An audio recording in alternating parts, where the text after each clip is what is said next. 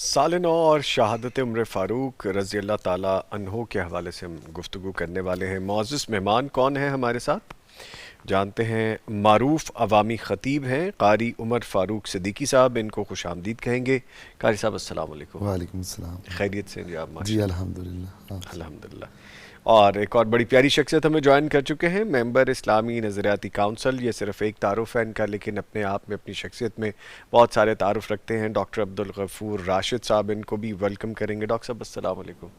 وعلیکم السلام ورحمۃ اللہ کیسے ہیں سر؟ وبرکاتہ۔ خیریت سے؟ ماشاء اللہ۔ الحمدللہ الحمدللہ۔ وہ ڈنر کی ہمیں پوسٹ اور وہ پکچرز اور وہ ڈیٹیلز آتی رہتی ہیں۔ ابھی ریسنٹلی ماشاءاللہ کانگریچولیشنز، جو آپ کو اپوائنٹمنٹ ملی ہے، آپ کو ایک اچھا ڈیزگنیشن ملا اور اچھی رسپانسبلٹی ملی، تو میری طرف سے دلی مبارکباد آپ کو۔ بہت شکریہ، خیر مبارک۔ جزاکم اللہ خیر۔ گفتگو کا آغاز بھی کریں گے، لیکن پہلے قاری صاحب کی جانب چلتے ہیں، ان سے جانتے ہیں۔ قاری صاحب کیا سنانے والے ہیں آپ ہمیں؟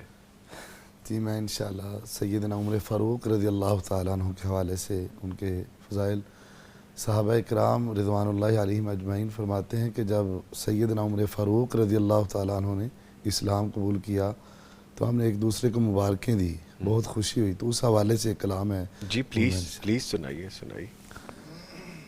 تمہیں یاروں مبارک ہو عمر ابن خطاب آیا، عمر ابن خطاب آیا، خدا سے میں نے مانگا تھا دعاؤں کا جواب آیا، دعاؤں کا جواب آیا، تمہیں یارو مبارک ہو عمر ابن خطاب آیا، عمر ابن خطاب آیا، وہ آیا ہے تو آنے دو، بچھا دو پل کے راہوں پر، وہ پہلا سا نہیں لگتا، کرو نہ شک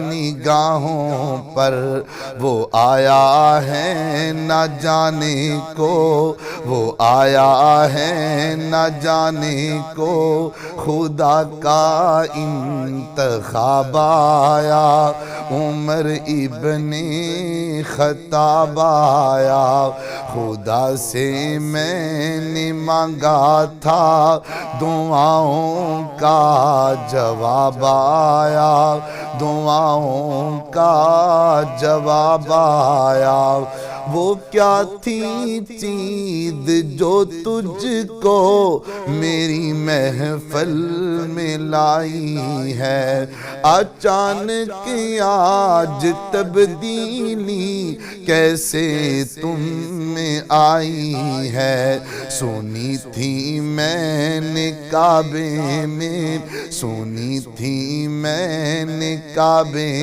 میں، جو لے کر تم کلام آیا، عمر ابن خطاب آیا، خدا سے میں نے مانگا تھا دعاؤں کا جواب آیا، دعاؤں کا جواب آیا، میرے اسلام لانے سے کیوں چھپ چھپ کر عبادت ہو، پڑھیں گے آج کعبے میں وہ روکے جس میں طاقت ہو، اڑا دوں گا میں سر اس کا، اڑا دوں گا میں سر اس کا، کفر کا جو نواب آیا، عمر ابن خطاب آیا،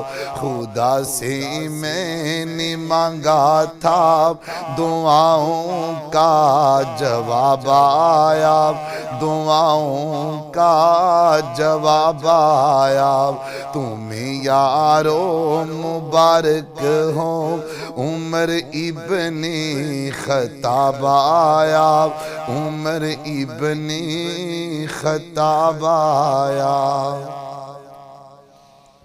جزاک اللہ جی، جزاک اللہ، ماشاء اللہ، بہت خوبصورت ادائیگی کیجیے، اللہ تعالیٰ آپ کو جزائے خیر عطا فرمائے۔ ڈاکٹر صاحب، ہم نے چونکہ سال 9 کے حوالے سے بھی بات کرنی ہے اور پھر انٹر لنک ہے بات شہادت عمر فاروق رضی اللہ تعالیٰ عنہ کے حوالے سے، تو پہلا کویسچن یہاں سے شروع کرتے ہیں کہ جس طرح ہم ہجرت کی جب بات کرتے ہیں تو محض ایک مقام سے دوسرے مقام تک کا یہ سفر نہیں ہوتا، بندہ خود بھی ہجرت کرتا ہے اپنی شخصیت کا، ہر سال بہتر کرنے کے لیے، اپنی شخصیت کو بہتر کرنے کے لیے۔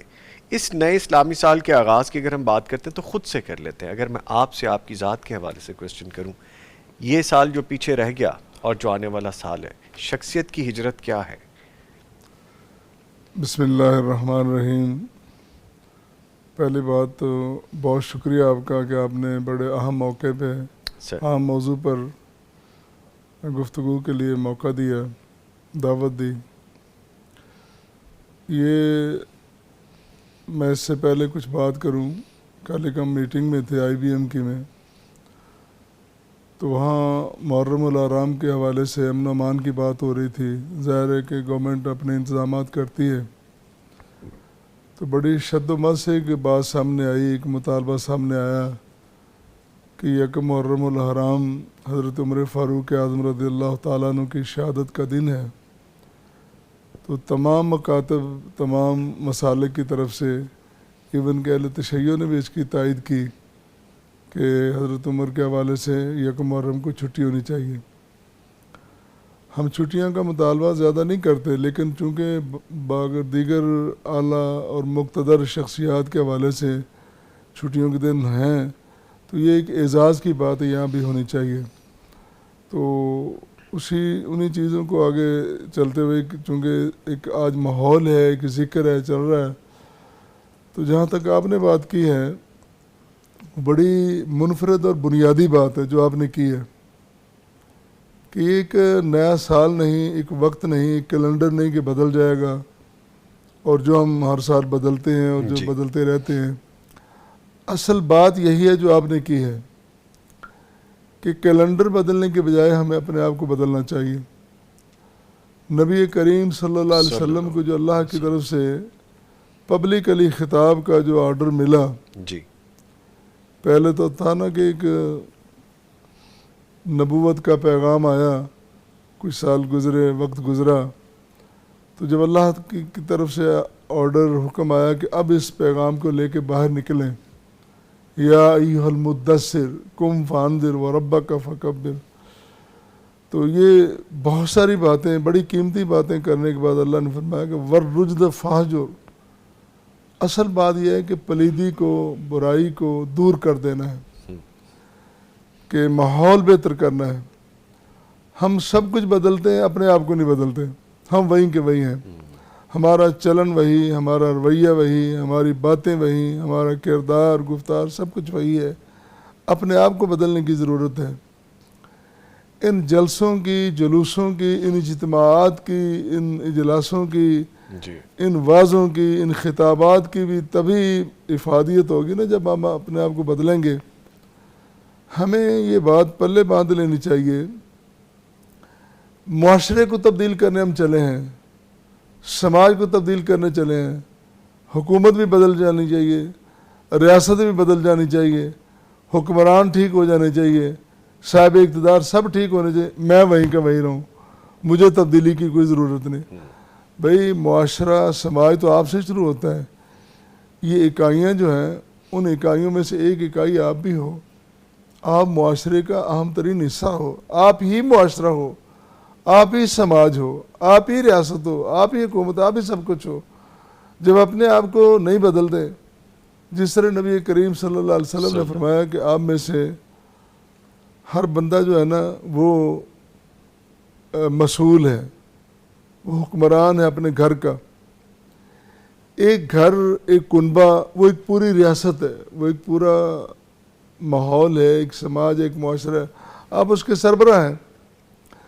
اگر آپ میں تبدیلی آتی ہے تو گویا کہ پورے گھر میں، اور پورے گھر میں جب تبدیلی آتی ہے، گرد و نواح میں اس کے اثرات شروع ہوتے ہیں۔ ٹھیک، تو اپنے آپ سے کیوں نہیں شروع کرتے؟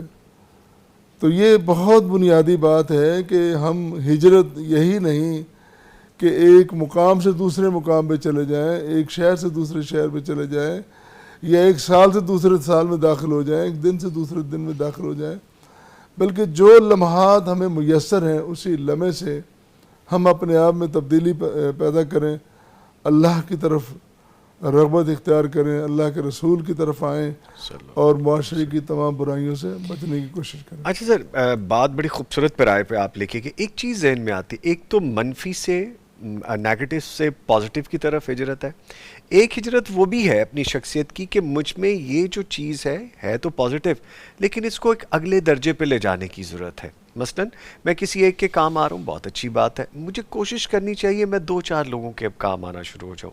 میں اگر سچ بولتا ہوں تو کوشش کریں کہ اگر میں 10% سچ بولتا ہوں تو میں کم از کم اس کو امپروو، اپنی اچھائی کو بھی امپروو کرنے کی کوشش کرنی چاہیے۔ اس حوالے سے کیا کہتے ہیں آپ؟ دیکھیں جو کام آنے والی بات ہے نا، جی اس میں ہم نے جو آج سیکھا ہے نا معاشرے سے یا جس کا ہم حصہ بن گئے ہیں، میں تب تک آپ کے ساتھ تعاون نہیں کروں گا جب تک میں یہ جانچ نہ لوں کہ آپ سے مجھے فائدہ کیا ہوگا۔ میں آپ سے ملوں گا ہی نہیں۔ معیار یہ ہے، میں آپ کو ملنے سے پہلے آپ کا معلوم کروں گا ڈیٹا۔ آج تو بڑی سہولت ہے نا، نام آپ کا ڈالا نوید نظامی، سارا کو پتہ چل جائے گا آپ کیا ہیں کیسے ہیں۔ جی تو جو تھوڑے سے بھی معروف لوگ ہیں ان کا سارا ڈیٹا موجود ہے، نہیں تو اے آئی آپ کو وہ چیزیں بتا دے گی جو آپ وہ نہیں بھی سننا چاہتے ہیں۔ تو یہ جو ہم نے بنا لیا ہے کہ بغیر فائدے کے کسی کے ساتھ ہم نے تعاون نہیں کرنا۔ خیر کا مطلب یہ نہیں ہے، خیر تو بانٹنے کا نام ہے، خیر تو اچھے کام کیے جانے کا نام ہے، بنا بدلے کے، بنا کسی ڈیمانڈ کے۔ نبی کریم صلی اللہ علیہ وسلم فرماتے ہیں خیر الناس من ینفع الناس، کہ تم میں سے یعنی لوگوں میں سے بہترین شخص وہ ہے جو لوگوں کو نفع دیتا ہے۔ تو جب نفع دینے کی بات ہے تو اس میں نقصان کی تو بات ہی کوئی نہیں ہے، اس میں گین کرنے کی یا حاصل کرنے کی تو بات ہی کوئی نہیں ہے۔ میں ڈیٹا لے کے بیٹھ جاؤں، میں کمپیوٹر لے کے بیٹھ جاؤں، میں اپنا رجسٹر لے کے بیٹھ جاؤں کہ اس سے مجھے کیا فائدہ ہوگا۔ ایک شخص مہمان آتا ہے، اس کو ہم پیالی چائے کی پلاتے وقت بھی یہ سوچنے میں مجبور ہو جاتے ہیں، ہمارے معاشرے نے ہماری اقدار ایسی بن گئی، یہ اقدار ہماری اسلامی اقدار نہیں ہیں، یہ اقدار ہماری خیر کی اقدار نہیں ہیں، ان کو بھی بدلنا ہوگا، ان سے بھی ہمیں ہجرت اختیار کرنی ہوگی۔ ہمیں وہ اقدار اختیار کرنی ہوگی جو نبی کریم صلی اللہ علیہ وسلم کی اقدار ہیں، جو آپ کی جماعت نے، صحابہ کرام نے چھوڑی ہیں، جو اسلامی جماعت نے، دنیا کی بہترین جماعت نے چھوڑی ہیں، اور وہ یہ ہیں کہ ہم خیر بانٹتے رہیں بغیر اس توقع کے، بغیر اس چاہت کے، بغیر اس امید کے کہ ہمیں اس سے کچھ ملتا ہے کہ نہیں ملتا۔ ایک چھوٹی سی میں بات اور کروں یہاں پہ، میرا زندگی کا ایک تجربہ ہے۔ میں نے ایک بندے کے ساتھ بہت اچھا برتاؤ کیا۔ میں ایک مثال دے رہا ہوں، یہ نہیں کہ میں بہت اچھا ہوں، اپنی میں بیان نہیں کر رہا، میں ایک مثال کی طور بات کر رہا ہوں۔ ایک بندے کو میں نے بہت پیار کیا، بڑی اس کے ساتھ اچھائی کی، یوں قدم بقدم اس کی رہنمائی کی، یہاں سے اٹھا کر اس کو نا ایک مقام تک پہنچ گیا۔ وہ بندہ مجھے چھوڑ گیا، مجھے اس نے دغا دیا، جو توقعات نہیں، جو اس کو سکھایا گیا تھا سارا اس کے الٹ ہوا۔ تو میں دل گرفتہ ہوتا ہوں، پریشان ہوتا ہوں کہ یار یہ کیا ہو گیا۔ ہوتی ہے تکلیف بندے کو، لیکن یقین مانیے میرے اللہ کا نظام ایسا ہے، اللہ کی رحمت ایسی ہے، وہ اللہ جس نے انسان کو پیدا کرتے وقت لکھ کے عرش پہ رکھ دیا تھا، اپنے آپ پہ لازم قرار دے دیا تھا کہ میری رحمت میرے غصے پہ غالب آئے گی، میں نے رحمت کرنی ہی کرنی ہے۔ اس کی رحمت یوں ہوتی ہے کہ ایک کی بجائے 2-4 لوگ ایسے آ جاتے ہیں مومنین، خیر بانٹنے والے یا دلجوئی کرنے والے یا آپ کو مطلب اٹھانے والے، کہ آپ حیران اور پریشان بھی ہوتے ہیں۔ خوشگوار حیرت ہوتی ہے کہ یہ کیا ہے. اللہ یہ تعالیٰ اللہ کا نظام بڑا زبردست ہے. اللہ تعالیٰ کمپنسیٹ کر دیتے ہیں, رائے گاں جانے نہیں دیتا اللہ جانے تعالیٰ, نہیں دیتے, اللہ تعالیٰ اس کے بدلے بہترین دے دیتے ہیں آپ کو. بہترین دیتے ہیں. اور یہ بڑی خوبصورت بات ہے, ہم سب کی زندگیوں میں ہوتا ہے کہ جس سے خیر کرتے ہیں پھر اس سے جب توقع بھی خیر کی ہوتی ہے کہ یار اچھا دوست ہے اپنا, اچھا اپنا کوئی وقت گزرا ہے, لیکن جب نہیں ملتی تو تکلیف تو ضرور ہوتی ہے. تو پھر اس میں بھی اللہ تعالیٰ ہی کمپنسیٹ کرتے ہیں. لیکن تکلیف میں بیٹھ نہیں جانا چاہیے, اللہ کی طرف رجوع کرنا چاہیے, اللہ تعالیٰ اس کو کمپنسیٹ کرتا ہے. کمپنسیٹ کرتے ہیں. اچھا تھوڑا آگے بڑھتے ہیں. جس طرح ہم سال نو کی بات کرتے ہیں تو ہمیں پھر یاد عمر فاروق رضی اللہ تعالیٰ عنہ بھی فوری طور پہ آ جاتی ہے. فجر کا وقت ہے, مسجد نبوی کا محراب ہے, اور وہ پیش آتا ہے واقعہ اندھوناک کے, جب آپ وقت کے عظیم ترین اور باجلال حکمران کو دیکھتے ہیں کہ وہ عین حالت نماز میں نہایت بزدلانہ قاتلانہ حملے میں ان کو شہید کیا جاتا ہے. فرمائیے گا اس حوالے سے. دیکھیں یہ ایک بڑا المناک واقعہ ہے, بڑا ہی المناک.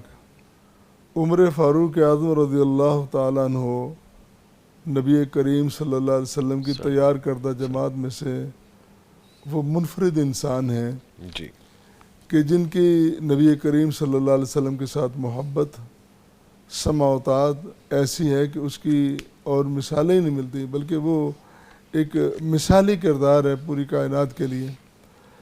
اور پھر جس میدان میں انہوں نے قدم رکھا اللہ تعالیٰ نے انہیں فتح نصیب کی, کامیابی. بلکہ حضرت عمر تو وہ ہیں کہ جہاں سے گزرتے ہیں ناکامیاں, شیطنت, مخالفتیں, وہ سب دوڑ جاتی ہیں. شیطان اپنا راستہ بدل لیتا ہے. یہ صرف اور صرف حضرت عمر کے ساتھ ہے کہ شیطان بھی اپنا راستہ چھوڑ دیتا ہے جس راستے سے عمر گزرتے ہیں.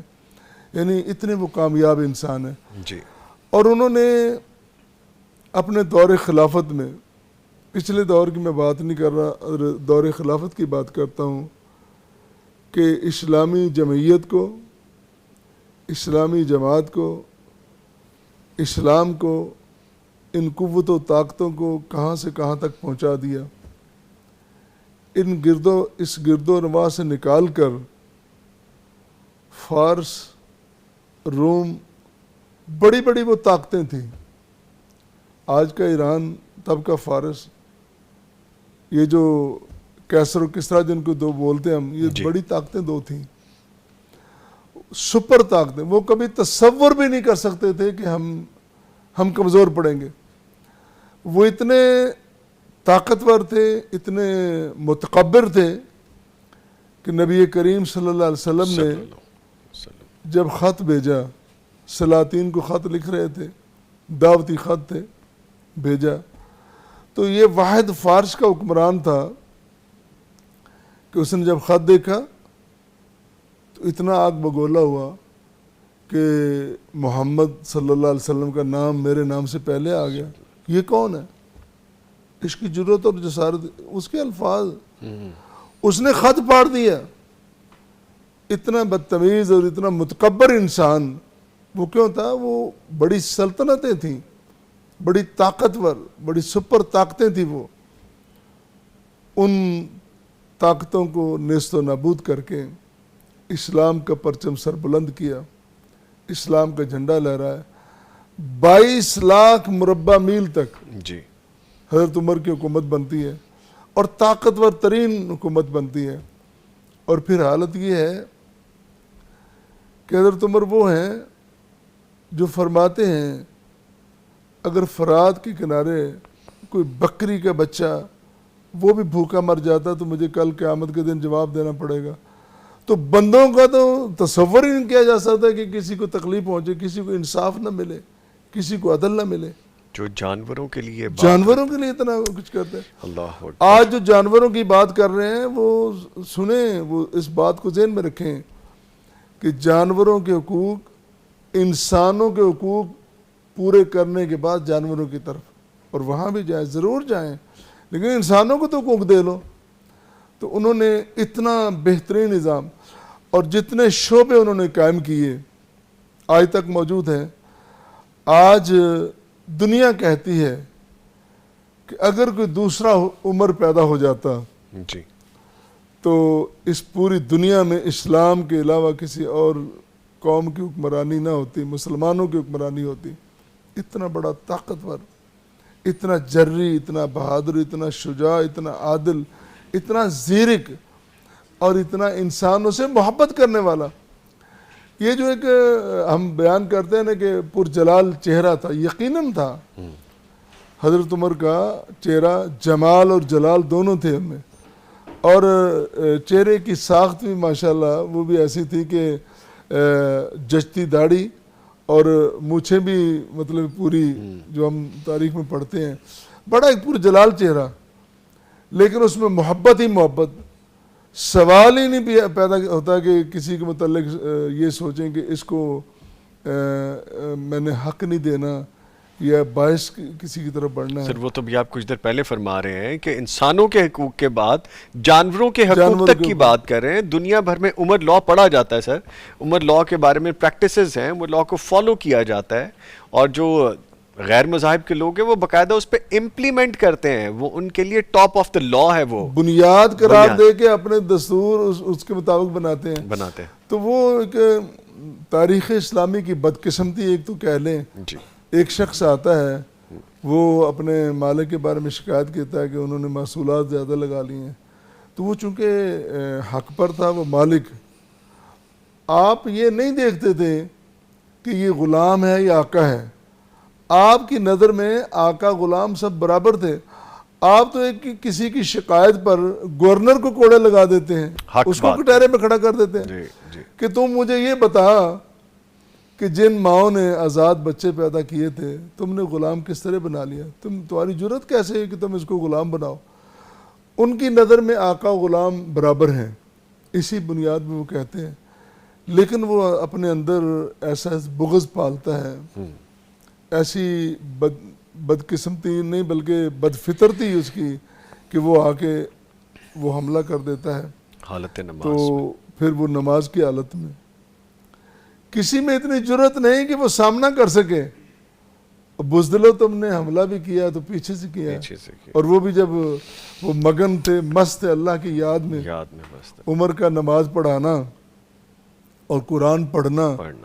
پھر ان میں اللہ تعالیٰ کے ساتھ جو تعلق تھا وہ تو ڈوب کے قرآن پڑھتے تھے، ان کو تو فکر ہی نہیں تھی سائے میں کیا ہے. تو اس وقت میں حملہ کیا گیا. تو یہاں دیکھیں، یہاں بھی ایک بڑی اس المناک حادثے میں اہم بات یہ ہے کہ حضرت عمر پہ قاتلانہ حملہ ہوتا ہے، وہ گر پڑتے ہیں، نماز پڑھاتے، وہ امامت کروا رہے ہیں، خلیفہ وقت، وہ امام وقت ہے، نماز پڑھا رہا ہے، نماز نہیں رکتی. وہ گر گئے، دوسرا بندہ آ گیا ہے، اس نے نماز پڑھائی، نماز جاری رہی. تو یہ یہاں سے یہ بھی سبق ملتا کہ نماز کتنی اہم ہے. جس نماز کو آج ہم نے کہہ دیا یہ تو ذاتی معاملہ ہے. جی میں اگر کسی کو کہتا ہوں یا آپ کسی کو کہتے ہیں بھائی نماز پڑھ لو، وہ کہتا ہے یار یہ کیا ہے، مولوی والی بات کرو، ذاتی معاملہ ہمارا، نماز میرا اور اللہ کا معاملہ، میرا اللہ کا معاملہ. یہ نماز قائم کرنی ہے، اور یہ ریاست اور حکومت جہاں اتنے بڑے سارے کام کر رہی ہے، یہ کام بھی ان کے کرنے والا ہے. دوسری بڑی اہم بات یہ ہے کہ حضرت عمر کے بعد انہوں نے خود اپنی بیماری کی حالت میں قوم کو بے آسرا نہیں چھوڑا، 6 بندوں کی کمیٹی بنا دی. جی کتنا بڑا اہم کام ہے. دنیا سیکھے اس سے کہ وہ جان بلب ہیں، کوئی امید نہیں نظر آ رہی، تبھی تو کمیٹی بنائی ہے نا، اور قوم کو بے آسرا نہیں چھوڑا. یہ میں اپنی اس قوم کے، امت مسلمہ کے بہترین 6 افراد ان کی کمیٹی بنا رہا ہوں. یہ مل کے فیصلہ کریں گے، جس پہ سارے متفق ہو جائیں اس کو اپنا خلیفہ بنا لے، امام بنا لے. بڑی اہم ترین بات ہے یہ. ٹھیک ہے، یہاں بھی بڑی لرننگ ہے. اس حالت میں بھی کہ جب جاں کنی کا سا ایک عالم ہو اور پھر بھی اپنی امت کے لیے، اپنے لوگوں کے لیے آپ اس طرح کی فیلنگ رکھیں اور پریکٹیکلی کر کے جا رہے ہوں پریکٹیکلی کہ آپ کے لیے آگے آنے والے وقت میں یہ فائدہ مند ہو سکے گا. اچھا سر، سیدنا عمر فاروق رضی اللہ تعالیٰ عنہ کی جب امت مسلمہ اور فتنوں کے درمیان ایک مضبوط دروازہ، ابھی جیسے آپ ذکر کر رہے تھے، قرار دیا جاتا تھا، ان کی المناک شہادت کی اگر ہم بات کرتے ہیں تو عالم اسلام کو وہ کون سا عظیم ناقابل تلافی نقصان پہنچا؟ کیونکہ ان کے ہونے کے تو معاملات ہی اور تھے نا. جیسے وہ اس دنیا سے رخصت ہوئے ہیں تو پھر آج بھی کبھی، جیسا بھی ہم نے گفتگو میں کہا کہ آج بھی وہ کمی سی محسوس کی جاتی ہے کہ وہ نقصان بہت بڑا تھا. دیکھیں، حضرت عمر کا ایک دورانیہ ہے، اس دورانیے میں فتوحات بہت زیادہ ہیں، اس دورانیے میں شعبوں کا قیام بہت زیادہ ہے، جی بہت سارے کام کیے ہیں، جی اور جن سارے کاموں میں، سارے شعبوں میں عدل بہرحال نمایاں نظر آتا ہے، جی جی اور قوم تیار کر رہے ہیں. نئے نئے علاقے ہیں، نئے نئے فتوحات ہیں، ان علاقوں میں ابھی بہت سارا کام ہونا باقی تھا.